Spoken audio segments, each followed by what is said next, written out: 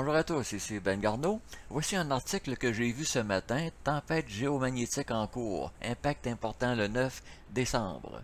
Alors dans cet article-là, que je vous encourage à lire, il nous donne l'heure et la date où on sera impacté à Paris. Et pour la province de Québec, il faut calculer 6 heures plus tôt.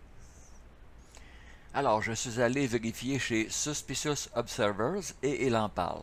Je ne ferai pas une traduction complète, mais pour traduire, il faut peser sur CC. Alors, comme je l'ai montré à l'écran. Et maintenant, pour traduire en français, on pèse sur la roue d'engrenage. On pèse sur anglais généré automatiquement.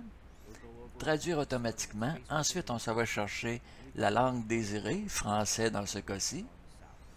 Et maintenant, nous allons avoir la traduction en français. Donc, Suspicious Observers confirme.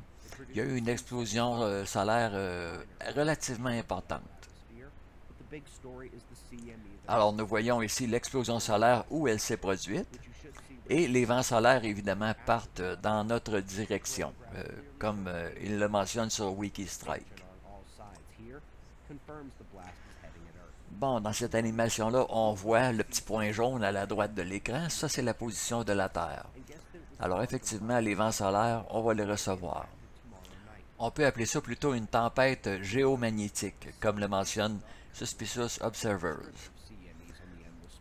Alors, on voit les images d'une autre manière.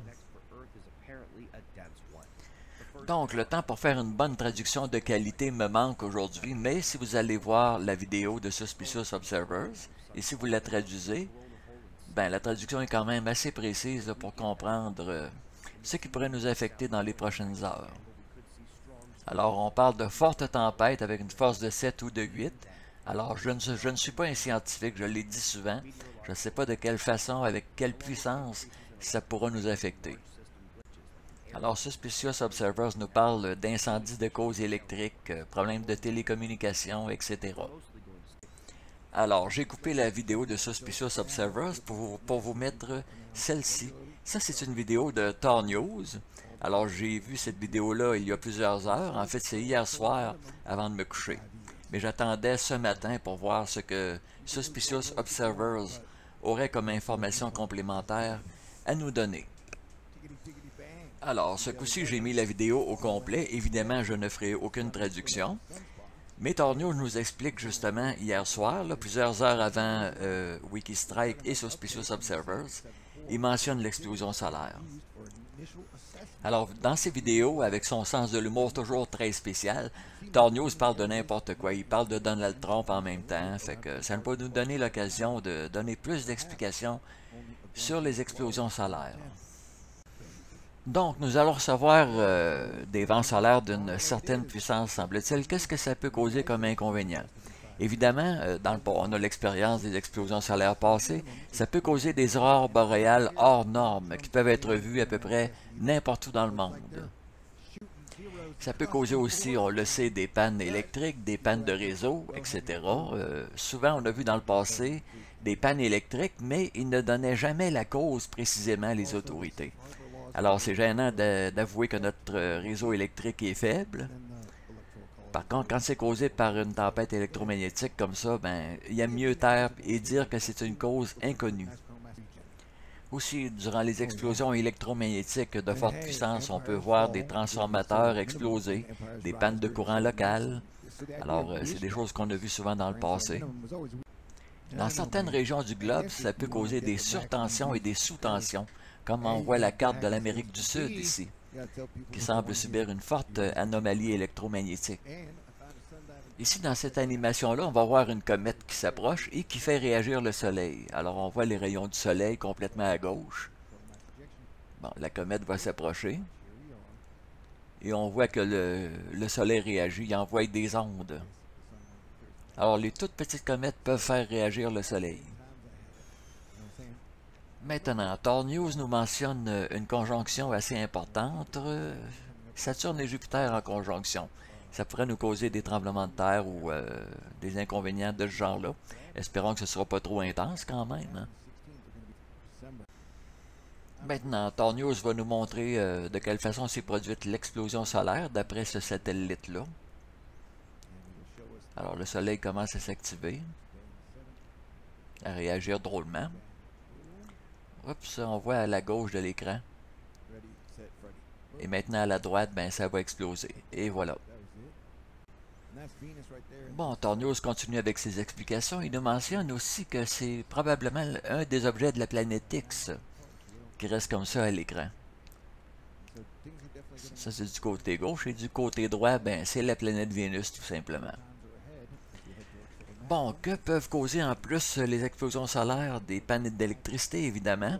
Je me demande des fois si, de façon préventive, les compagnies d'électricité peuvent fermer le courant tout simplement quelques heures pour laisser passer le pire. Donc, ils fermeraient le courant intentionnellement, ils laisseraient passer la tempête solaire et après, ils pourraient ouvrir, redonner le courant électrique. Bon, Tornios continue avec ses explications. Je me suis déjà posé la question, quand il y a des grosses tempêtes solaires comme ça qui s'en viennent, est-ce que les compagnies d'électricité ferment intentionnellement le courant pour protéger le réseau électrique, quitte à l'ouvrir plusieurs heures plus tard? C'est une possibilité que j'ai déjà envisagée. Évidemment, je n'en ai pas la preuve. Par contre, c'est beaucoup mieux de fermer intentionnellement le courant électrique et de n'avoir aucun dommage, plutôt que de tenter de laisser le courant électrique fonctionner et de subir plusieurs pannes de transformateurs qui seraient très coûteuses et très longues à réparer. Je ne sais pas, c'est une simple éventualité, une hypothèse de ma part. Bon, j'ai coupé la vidéo de Tornios, c'est très long. Donc, ça, c'est deux images qui viennent de Suspicious Observers. Ils mentionnent que le champ électromagnétique de la Terre diminue beaucoup. Profitez de l'électricité pendant que vous le pouvez. Évidemment, il y en a d'autres qui donnent beaucoup d'informations. Maintenant, je suis tombé sur une vidéo ça s'appelle Blue Kool-Aid. Alors, il parle de l'explosion solaire. Et il mentionne aussi des images des objets de la planète X. Alors, c'est une vidéo qui est quand même longue.